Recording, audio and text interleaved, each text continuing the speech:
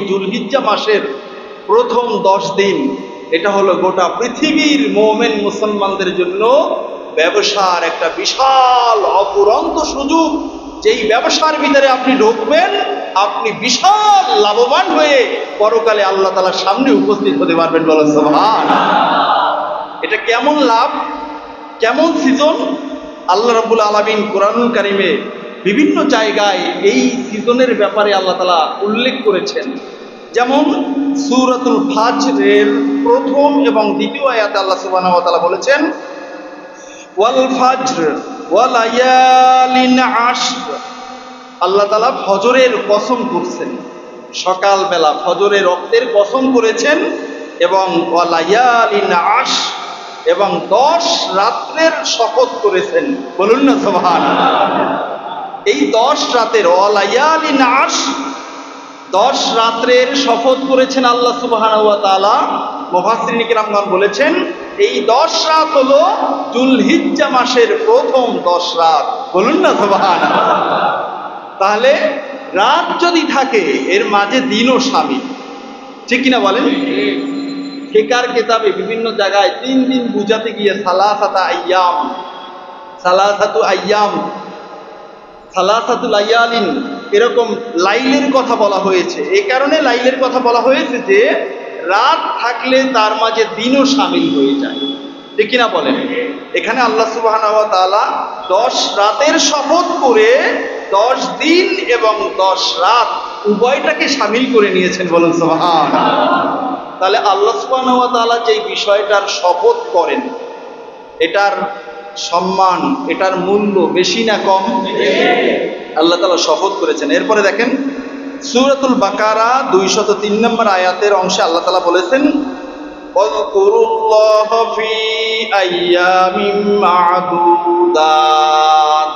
আল্লাহ তাআলা গোটা পৃথিবীর মানুষকে বলেছেন, ওয়াযকুরুল্লাহ, তোমরা আল্লাহ রাব্বুল আলামিনের স্মরণ করো, আল্লাহ তাআলার ইবাদত করো, ফি আইয়ামিম মা'দুদাত, আল্লাহ তাআলার পক্ষ থেকে নির্ধারিত দিনগুলোর মাঝে। বলুন সুবহানাল্লাহ। এই আইয়ামিম মা'দুদাত দ্বারা উদ্দেশ্য হলো যুলহিজ্জা মাসের প্রথম 10 দিন এবং রাত। বলুন সুবহানাল্লাহ। এছাড়াও সূরাতুল হজ্জের মাঝে আল্লাহ তাআলা বলেছেন, ওয়াযকুরু ইসমাল্লাহি ফি আইয়ামিম মা'লুমাত। মুমিন বান্দারা আল্লাহ সুবহানাহু ওয়া তাআলার জিকির করে, আল্লাহ তাআলার ইবাদত করে, ফি আইয়ামিম মা'লুমাত, আল্লাহ তাআলার পক্ষ থেকে নির্ধারিত যে দিনগুলো, নির্দিষ্ট করা যে দিনগুলো এর মাঝে। এখানেও এই আইয়ামিম মা'লুমাত দ্বারা উদ্দেশ্য হলো যুলহিজ্জা মাসের প্রথম 10 দিন এবং রাত। বলুন সুবহানাল্লাহ। তাহলে প্রথম যুলহিজ্জা মাসের প্রথম 10 দিন এবং রাতের কথা, ফজিলতের ব্যাপারে কোরআনুল কারীমে আসছে কি আসে নাই? সবাই বলেন আসছে কি আসে নাই? এরপরে দেখেন আল্লাহ সুবহানাহু ওয়া তাআলা যেহেতু এতটা পছন্দ করেছেন, রাসূলুল্লাহ সাল্লাল্লাহু আলাইহি ওয়াসাল্লাম এই দিনগুলোর ব্যাপারে কি বলেছেন আমরা এটা একটু দেখি। সুনান তিরমিজির 758 নম্বর হাদিস, হযরত সাইয়্যিদনা আবু হুরায়রা রাদিয়াল্লাহু তাআলা আনহু থেকে বর্ণনা। আবু হুরায়রা রাদিয়াল্লাহু তাআলা আনহু বর্ণনা করেছেন, আনিন নবী সাল্লাল্লাহু আলাইহি ওয়াসাল্লাম, মা মিন আইয়ামিন আহাব্বু ইলাল্লাহি আইয়ুতাআব্বাদা লাহু ফীহা মিন আশরি যিলহিজ্জা। এখানে বলা হয়েছে আল্লাহর রাসূল বলেছেন পৃথিবীর মানুষেরা নফল ইবাদত করে থাকে, মুমিন বান্দারা নফল ইবাদত করে থাকে।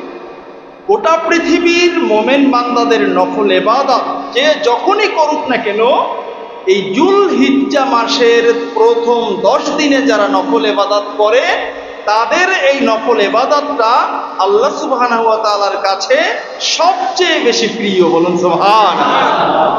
আল্লাহ তাআলা সবচেয়ে বেশি পছন্দ করেন এই 10 দিনে যাতে মুমিন বান্দারা বেশি বেশি নফল ইবাদত করে। আহাব্বু ইলাল্লাহ, আল্লাহ সুবহানাহু ওয়া তাআলার কাছে সবচেয়ে বেশি প্রিয় এই 10 দিনের ইবাদত। আর প্রিয় হওয়ার কারণে আল্লাহ তাআলা কি ফজিলতটা দিলেন দেখেন, ইয়াদিলু সিয়ামু কুল্লি ইয়াউমিন মিনহা বিসিয়ামি সানাতিন। এই 10 দিন, 10 দিনের রোজা, প্রথম 10 দিনের রোজার কথা এখানে বলা হয়েছে। 10 দিনের রোজা মানে 9 দিনের রোজা। নবম দিনে রোজা রাখা এটা তো হারাম, কারণ দশম দিন হলো ঈদের দিন। দশম দিন কি? ঈদের দিন।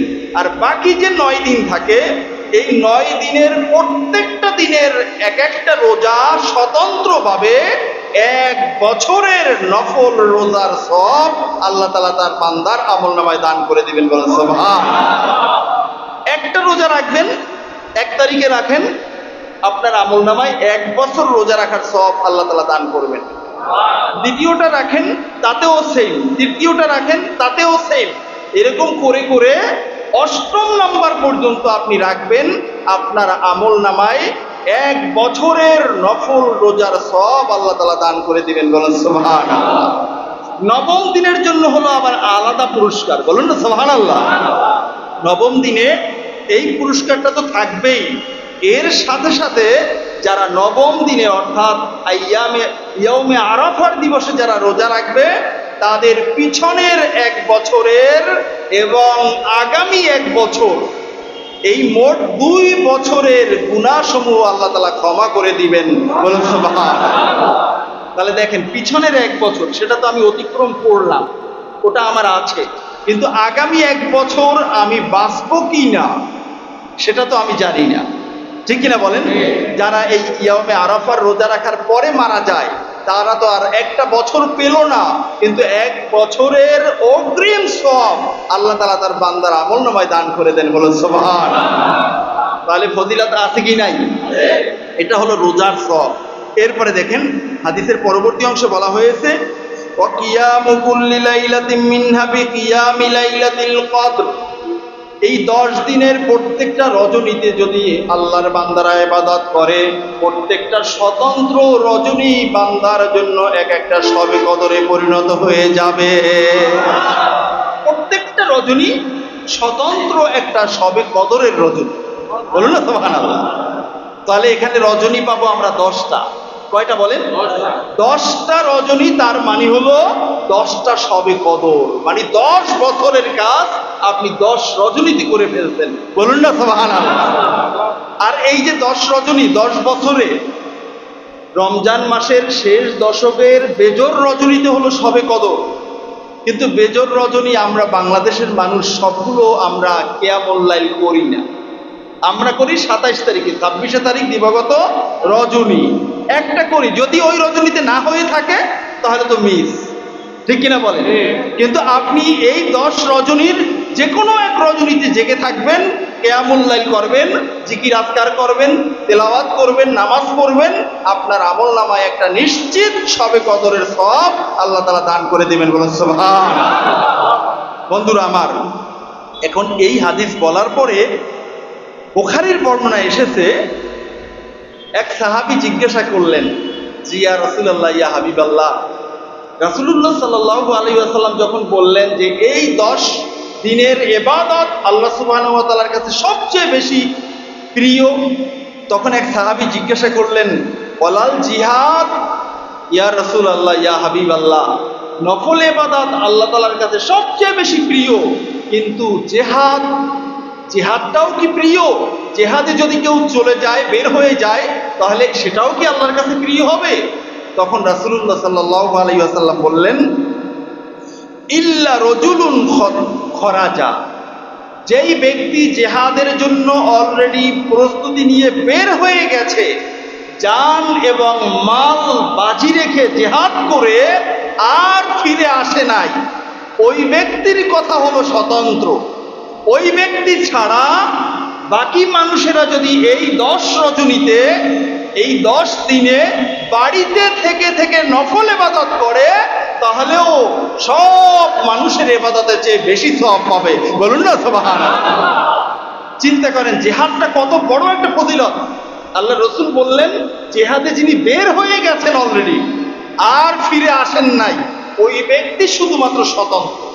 এছাড়া বাকি যারা ইবাদত করছে অন্যান্য সময়, তাদের সকলের চেয়ে বেশি সওয়াব পাবে এই 10 দিন ইবাদতকারী ব্যক্তি। বলেন সুবহানাল্লাহ। তাহলে এই 10 দিন ইবাদত করার দরকার আছে কি নাই? সবাই বলেন আছে কি নাই? আমরা যারা রমজানে 1 মাস ব্যাপী রোজা রাখছি, আমরা এই মাসের কয়েকটা রোজা আমরা রাখতে পারবো না ইনশাল্লাহ? পারবেন না ইনশাল্লাহ? নাকি কষ্ট হবে? রোজার কথা শুনলে অনেকে ভয় পায়। রমজান মাসে সবাই মিলে রোজা রাখে, তখন নাকি একটু ক্ষুধা কম লাগে। একা একা রোজা রাখলে নাকি ক্ষুধা বেশি লাগে, কারণ আশেপাশের মানুষেরা খায়। আপনি এখন রোজা রাখছেন, একটা নফল রোজা রাখছেন, আপনি তো দোকানে গিয়ে বলতে পারবেন না যে ভাই তোমরা খাও কেন। তারা তো রোজা রাখে নাই, কারণ এটা তো ফরজ না, এটা নফল। এখন তারা খাচ্ছে আমার পাশে বসে, আমার পেটে নাকি বেশি ক্ষুধা লাগে। আসলে আমি যদি আল্লাহ রাসূলের জন্য রোজা রেখে থাকি, পাশে বসে না, আমার পিঠের উপরে বসে, আমার কাঁধের উপরে বসেও যদি একজনে খায়, তাতে কি আমার কিছু আসে আর যায়? আমি তো রোজা রাখছি আল্লাহর জন্য, ঠিক কিনা বলেন? দেখেন এই 10 রজনীর, এই 10 দিনের কি ফজিলতটা, এ ব্যাপারে আমি আপনাদেরকে আরেকটা বর্ণনা শোনাবো। যেই বর্ণনাটা এসেছে তুররাতুন নাসিহিনা ফিল ওয়াজ ওয়াল ইরশাদ, এই কিতাবের মাঝে আল্লামা উসমান ইবনে হাসান ইবনে আহমদ আশ-শাকির রাহিমাহুল্লাহ তাআলা উনি একটা বর্ণনা এনেছেন যে মান সামা হাযিহিল আইয়ামা আকরামাহুল্লাহু বিআশরাতি আশিয়া,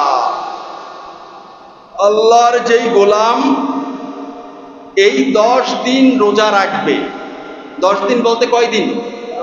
9 দিন। সব ফিকার কিতাবে, সব হাদিসে, সব তাফসিরে বারবার বলা হয়েছে 10 দিন 10 দিন 10 দিন, মানে 10 দিনের ফজিলত বোঝানো হয়েছে। কিন্তু আমরা অন্য হাদিস থেকে, ফিকহি মাসালা থেকে আমরা তো জানি যে কোরবানির দিনে এবং ঈদের দিবসে, ঈদুল ফিতর এবং ঈদুল আযহা, এই 2 দিনে রোজা রাখা হারাম, ঠিক কিনা বলেন? আর হলো ঈদুল আযহার পরবর্তী 3 দিন, মোট কয় দিন? এই 5 দিন রোজা রাখা আল্লাহ তাআলার পক্ষ থেকে নিষিদ্ধ। কেউ রোজা রাখলে গুনাহ হবে। সুতরাং 10 দিন মানে হলো 9 দিন। 10 দিন মানে কি? তাহলে দেখেন আল্লাহ তাআলা বান্দার পক্ষে বলে যে তোমার 5 ঘন্টা কাজ করতে হইবে, 2 ঘন্টা পরেই তাকে রুখসাত দিয়ে যায়, না লাগবে না, যাও চলে যাও। তাহলে এর ভিতরে বিশাল অফার না? এখানেও আল্লাহ সুবহানাহু ওয়া তাআলা সেই অফার বুঝাতে বারবার 10 দিন রোজার কথা বলা হয়েছে, কিন্তু 9 দিন রাখলেই বান্দা 10 দিনের সওয়াব পেয়ে যাবে। বলুন না সুবহানাল্লাহ। দেখেন কি সওয়াব আল্লাহ তাআলা দিবেন। 1 নাম্বার হলো আল বারাকাতু ফি উমরিহি, ব্যক্তির জীবনে আল্লাহ তাআলা বরকত দিয়ে পরিপূর্ণ করে দিবেন। বলুন সুবহানাল্লাহ। যারা এই 9 দিন রোজা রাখবে আল্লাহ তাআলা সন্তুষ্টি অর্জন করার জন্য, তাদের গোটা জীবনটা হবে বরকতপূর্ণ। গোটা জীবনে সে যে আমল করবে ওই আমলের মাঝে সে বরকত খুঁজে পাবে। বলুন সুবহানাল্লাহ। কারণ এই 9 দিন সে রোজা রাখছে আল্লাহর সন্তুষ্টির জন্য, এবং এটা হলো নফল ইবাদত। এই নফল ইবাদতটা আল্লাহ তাআলার কাছে সবচেয়ে বেশি প্রিয়, আর আল্লাহ তাআলার প্রিয় যে কাজটা সেটাই তো বান্দা আঞ্জাম দিয়েছে। বলুন সুবহানাল্লাহ। এই কারণে 1 নম্বর পুরস্কার হলো তার জীবন দশায়, গোটা জীবনে আল্লাহ তাআলা বরকত দিয়ে পরিপূর্ণ করে দিবেন। এরপরে 2 নম্বর হলো ওয়াসিয়াদাতু ফি মালিহি, ব্যক্তির সম্পদের মাঝে আল্লাহ তাআলা বরকত দান করে দিবেন। বলুন সুবহানাল্লাহ। কি আমলের মাধ্যমে? রোজা রাখার মাধ্যমে।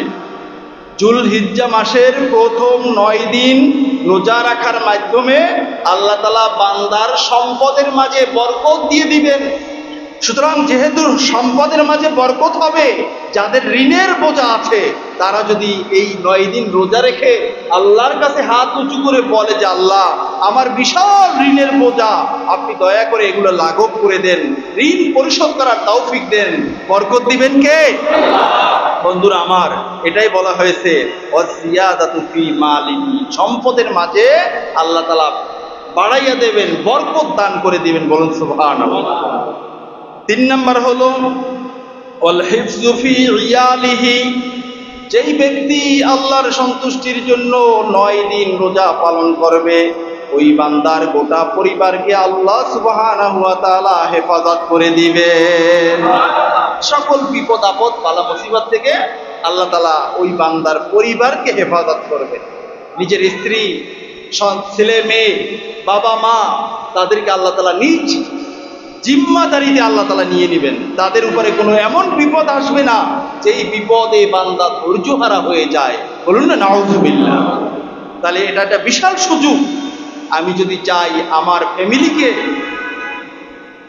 সংরক্ষিত রাখবো, বিপদ আপদ বালা মুসিবত থেকে সেফ রাখবো, এই 9 দিন রোজা রাখলে আল্লাহ তাআলার পক্ষ থেকে একটা সেফ, একটা হেফাজত ওই ফ্যামিলির উপরে থাকবে। বলুন সুবহানাল্লাহ।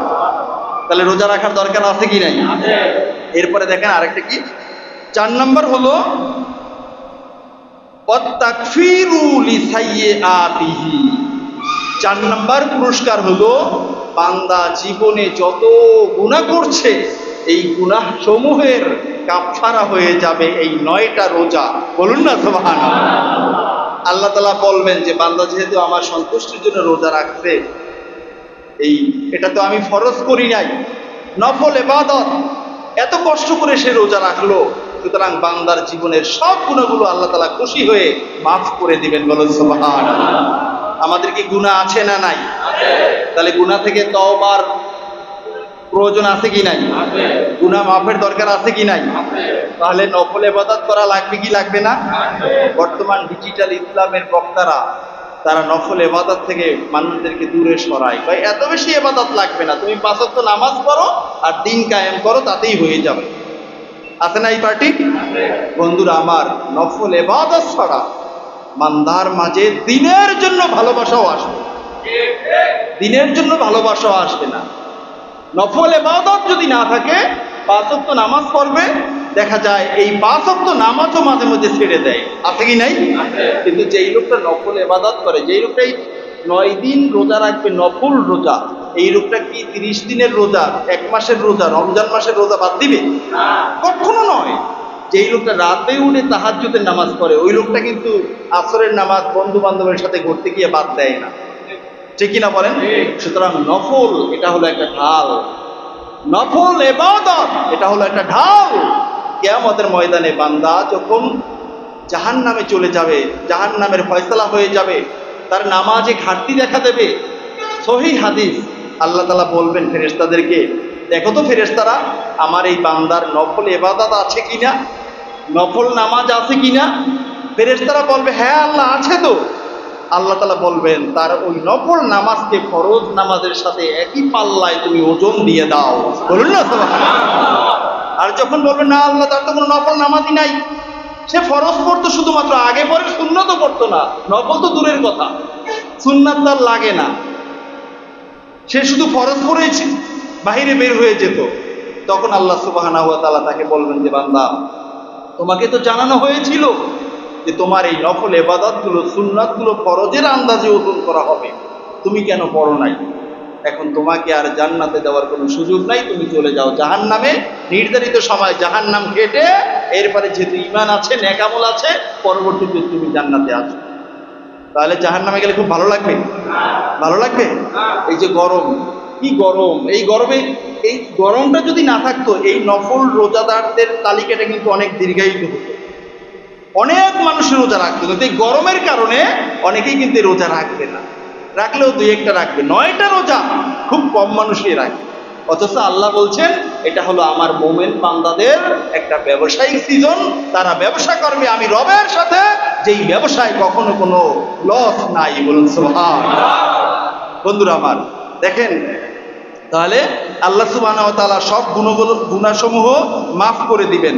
এরপরে 5 নম্বরে হলো ওয়াতাদঈফু লি হাসানাতিহি। যেই বান্দার 9 দিন আল্লাহর সন্তুষ্টির জন্য রোজা রাখবে, ওই বান্দা অন্যান্য সময় যেই নেক আমলগুলো করবে, এই নেক আমলগুলোকে আল্লাহ তাআলা বহু বহু গুণে বাড়াইয়া দেবেন। বলুন না সুবহানাল্লাহ। আপনি করবেন একটা, আল্লাহ তাআলা আমল নামায় দিয়ে দেবেন 70টা থেকে 700 গুণ পর্যন্ত। বলুন না সুবহানাল্লাহ। কারণ আপনি যেই 9 দিন 10 দিন রোজা রাখছেন, এখানে 10 রাত ইবাদত করছেন, খুশি হয়ে আল্লাহ তাআলা, যেহেতু আল্লাহর খুশিটা আমি প্রাধান্য দিয়েছি, আমার রব খুশি হবেন, আমার রবের কাছে সবচেয়ে বেশি প্রিয়, সুতরাং আমি সেটা ছাড়তে পারি না, যেহেতু আমি তার গোলাম। ঠিক কিনা বলেন? এই যে আমি আল্লাহর খুশিটাকে আল্লাহ তাআলার ইচ্ছাটাকে আমি গোলাম হয়ে প্রাধান্য দিয়েছি, আমার রব পরিপূর্ণভাবে আমার পক্ষে চলে আসবেন। বলুন না সুবহানাল্লাহ। তাহলে রব আমার পক্ষে থাকলে গোটা দুনিয়া আমার বিপক্ষে চলে যাক, কোনো কিছু আসে আর যায়? কোনো কিচ্ছু আসে আর যায় না বন্ধুরা আমার। তাহলে আল্লাহ তাআলা খুশি হয়ে বান্দার নেক আমলকে বহুগুণে বাড়িয়ে দিবেন এই 10 দিনের ইবাদতের মাধ্যমে। এরপরে 6 নাম্বার হলো ওয়াতাসহিলুলি সাকরাতি মাউতিহি। যেই বান্দা 9টি রোজা রাখবে, মৃত্যুর সময় ওই বান্দার মৃত্যুর কষ্টকে আল্লাহ তাআলা লাঘব করে দিবেন। বলুন না সুবহানাল্লাহ। মৃত্যু কষ্টটা যে কি কষ্ট, কি কষ্ট! দাকাইকুল আখবার একটা কিতাব আছে, ইমাম গাজালি রাহিমাহুল্লাহ তাআলা লিখছেন। ওই কিতাবের মাঝে এসছে বান্দার যে জান কবজটা করা হয়, আপনারা এই রাস্তার পাশে আখের রস বের করে দেখেন না মেশিন, এটা কি চাপ কম দেয় না বেশি দেয়? বেশি দেয় দেখেই তো রস বের হয়, ঠিক কিনা বলেন? এখানে এত জোরে চাপ দেয়, এরপরে ওই আখের ওই যে খোসাগুলো এগুলো বের করে মেজের কাঠি দিয়ে ধরাইয়া দিলে সাথে সাথে আগুন ধরে। তার মানে তার মাঝে কোনো রসের ছিটা ফোটাও নাই, ঠিক কিনা বলেন? এই আখের চেয়েও বেশি চিপা দিবে হলো মালাকুল মাউত এসে একজন মানুষের জান কবজ করার সময়। এবং চিপাটা শুরু হয় পায়ের বড় আঙ্গুলটা, মোটা আঙ্গুলটা আছে না, ওখানের মাথা থেকে চিপাটা শুরু হয়, চাপতে চাপতে পুরা শরীরে আস্তে আস্তে একেবারে গলার কাছে, মুখের কাছে চলে আসে। তখন বান্দার রুহটা চোখ থেকে বের হয়ে যায়। এই কারণে দেখবেন অনেক মানুষ মারা যাওয়ার পর চোখ বড় বড় করে তাকিয়ে থাকে, আছে না? এই কারণে ফিকার কিতাবে আসছে যখন মানুষ মারা যায় তখন যেন আশেপাশে যারা থাকে খুব দ্রুত তাদের চোখগুলো যেন মিলাইয়া দেয়।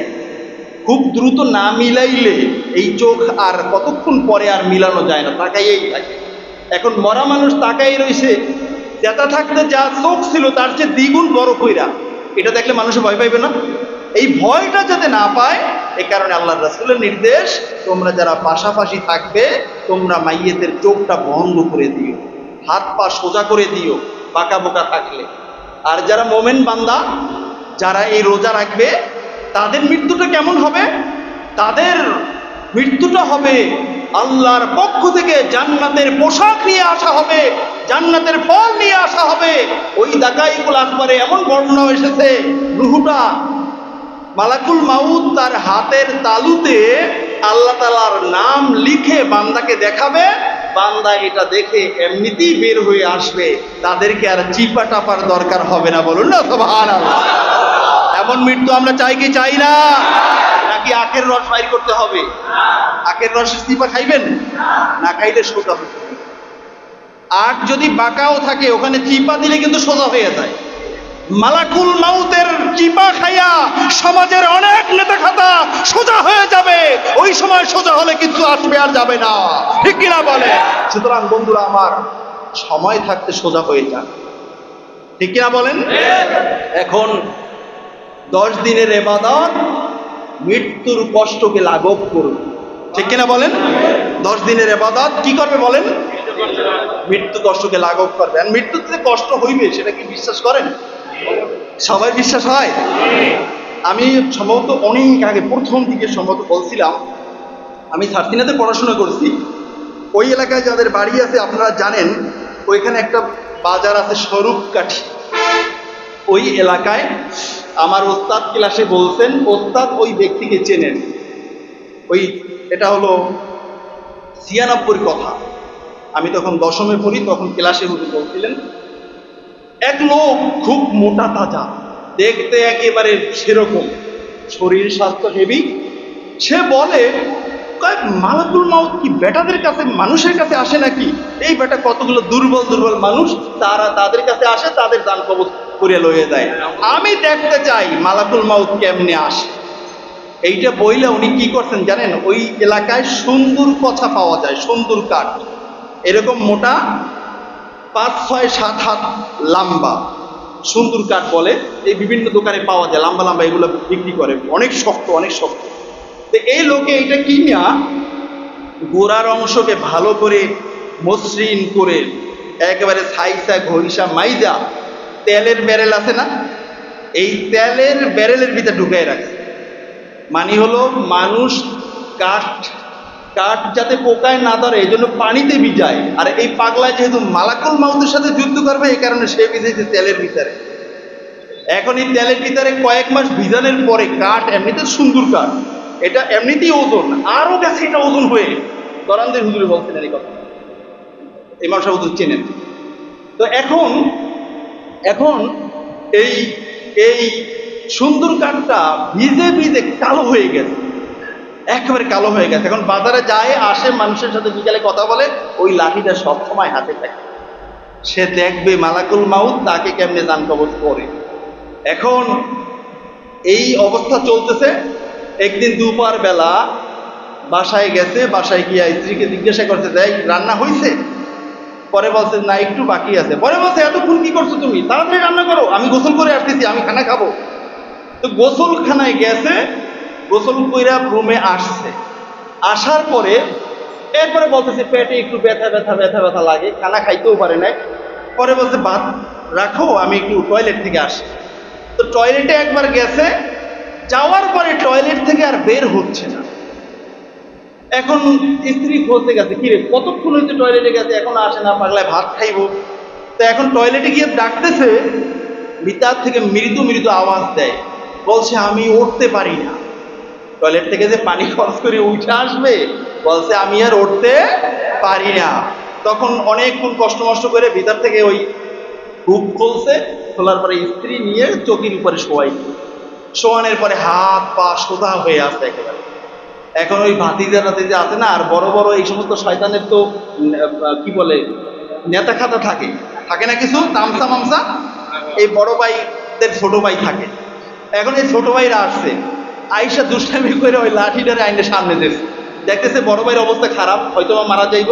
এখন এই লাঠিটা এনে পাশে দিয়েছে, দাদা বড় ভাই এই যে আপনার লাঠি, আপনার অবস্থা তো খারাপ, এই লাঠি আপনি রাখেন কাছে, কাজে লাগতে পারে।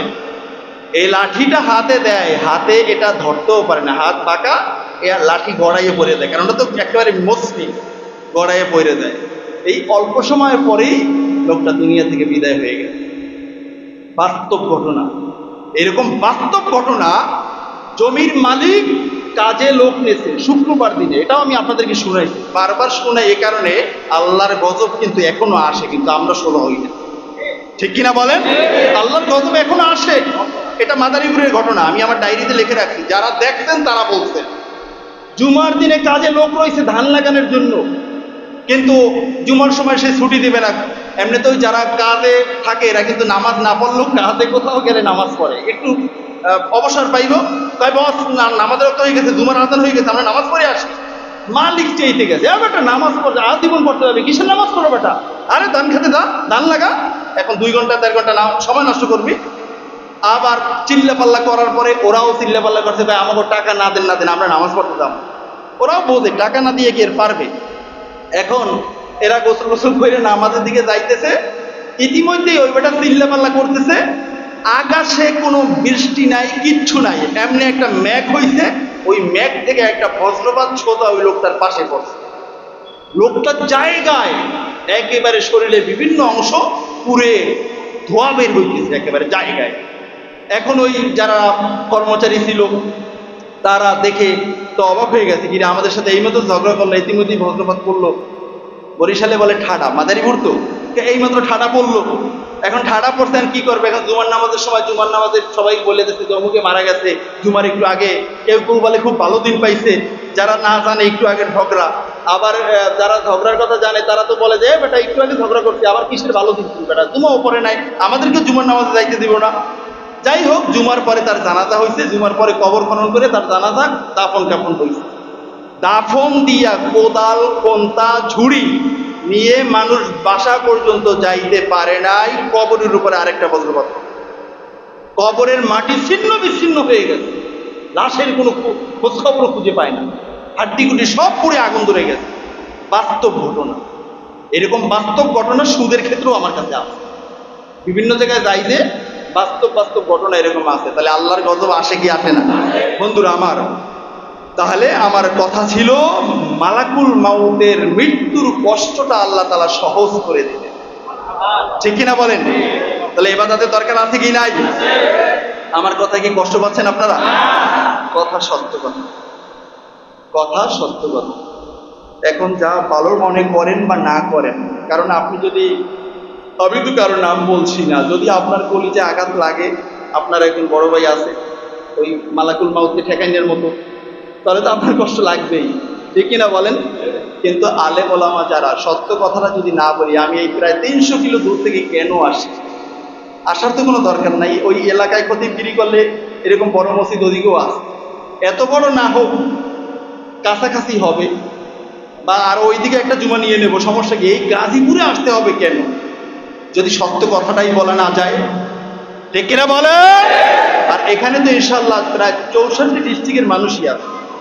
এই জন্য আমার খুব ভালো লাগে, বিভিন্ন জায়গাতে মাহফিলে যাই, অনেক মসজিদ কমিটির লোকেরা এখানে নামাজ পড়ে, সভাপতি, সেক্রেটারি, বিভিন্ন সময় যায়, নিয়ে যায়, বলতে বলতে যায় যেহেতু আজকের মাহফিলের এই মসজিদের উদ্যোগে আমি সভাপতি, দেখে খুব ভালো লাগে।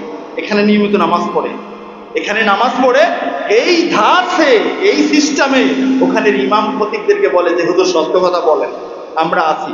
আরে টাকা দেই আমি, হুজুরের 7,000 টাকা বেতন, 5,000 টাকা আমি ঢাকা থেকে দেই, আমার কথা মতো হুজুর চলবে, তোরা সবাই মিলে দাও 2,000 টাকা, তোদের কথায় হুজুর চলবে না। কথাটা খুব সুন্দর না? এরকম বাপের বেটা সাদ্দাম, বাপের বেটার মতো কথা বলতে হবে। হুজুর বেতন নেবেন ঠিক মতো, কথাও বলবেন কোরআন হাদিসের মতো। ঠিক কিনা বলে? তাহলে না তুমি মুসাল্লি, নাইলে কিসের মুসাল্লি? আল্লাহ রাসূল বলছেন মুনাফিকরাও মসজিদে আসে। আসে কেন? নামাজ পড়তে নয়, খতিব সাহেবের, ইমাম সাহেবের ভুল ধরতে। মুনাফিকরাও মসজিদে আসে। তাহলে এখন বর্তমান সমাজে মাহফিলে, মসজিদে বেশিরভাগ মানুষ মুনাফিক। সমাজের বেশিরভাগ মানুষ মুনাফিক। কি আলেম, কি গয়রে আলেম, কি আলেম, কি গয়রে আলেম, বেশিরভাগ মানুষ হলো কথা সত্য, মতলব খারাপ। কথা বলে মুখ ফাটাইয়া, বুক ফাটাইয়া। কিন্তু বলবেন যে হুজুর আপনাকে কোনো পত্র দেওয়া হইবে না, অমুকে তো মুরব্বী, অমুকরে দেই, আপনি থাকেন আমাদের সাথে। উনি ওখান থেকে ইনশাল্লাহ সালাম দিয়ে ভাগবে, কারণ তার তো কোনো পদ নাই। এইরকম চিত্র সমাজে আছে না? তাহলে দিন কায়েম কেমনি হইবে ভাই? দিন কায়েম কেমনি হইবে? উসামা বিন যায়েদ রাদিয়াল্লাহু তাআলা আনহু ছোট্ট ছেলে, তাও নবীজির গোলামের ছেলে, নবীজি তাকে সেনাপতি বানাই দিয়েছেন, তার অধীনে ওমর রাদিয়াল্লাহু তাআলা আনহুর মতো সীসাডালা প্রাচীরের মতো শক্ত, যাকে শয়তান দেখলে রাস্তা চেঞ্জ করে দেয়, তিনিও তার অধীনস্থ একজন আদনা সৈনিক ছিলেন। এটার নাম ইসলাম। তুমি কোথায় ইসলাম পাইলে? তোমাকে সভাপতি হইতেই হইবে, তোমাকে সেক্রেটারি হইতেই হইবে, তোমার চেয়ার লাগবেই লাগবে। কোথায় পাইলাম? এই কারণে আমি বলি, আমি যদি ইসলামী হুকুমত চাই, আমার কোনো পদ দরকার নাই। যারা রাষ্ট্র চালাবে তাদের জুতাটা মুছে দেওয়াও ইসলামী হুকুমতের অংশ। ঠিক কিনা বলে? তাদের জুতা মুছবো আমি, সমস্যা কি?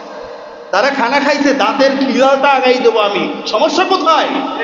এখানে যদি সমস্যা থাকে, এই পাবলিক দিয়া ইসলাম কায়েম হবে না। বিশ্বাস করেন আর না করেন। বন্ধুরা আমার, দেখেন এরপরে আরেকটা পুরস্কার হলো, শেষ করে দিব। 7 নম্বর পুরস্কার হলো কবরের ভিতরে থাকবে অন্ধকার। যারা এই 10 দিনে আমল করবে তাদের কবরটা হবে আলোকিত। বলুন না সুবহানাল্লাহ। অন্ধকার থাকবে না। দরকার আছে কি নাই? আচ্ছা, এর কোনোটা কি বাদ দেওয়ার মতো? সবগুলো আমার লাগবে। ঠিক কিনা বলে? 8 নম্বর হলো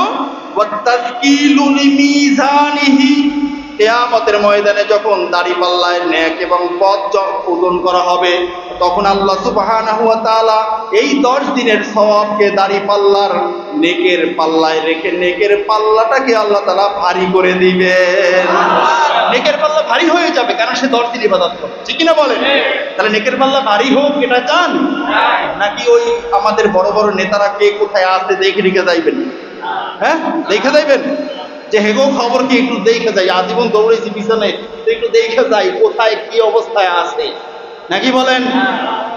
এরপরে দেখেন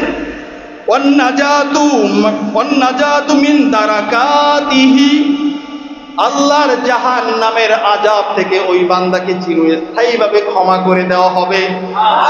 আরো জোরে বলেন সুবহানাল্লাহ। নাজাতু মিন দারাকাতিহি, জাহান্নামের আযাব থেকে তাকে চিরস্থায়ীভাবে বাঁচিয়ে দেওয়া হবে।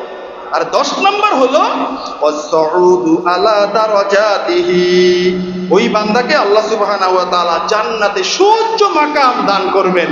বলুন না সুবহানাল্লাহ। সর্বশেষ পুরস্কার আল্লাহ তাআলা জান্নাতের সর্বোচ্চ চূড়ায় উঠিয়ে দেবেন। বলুন না সুবহানাল্লাহ। তাহলে আমাদের এই 10 দিনের নেক আমল দরকার আছে কি নাই?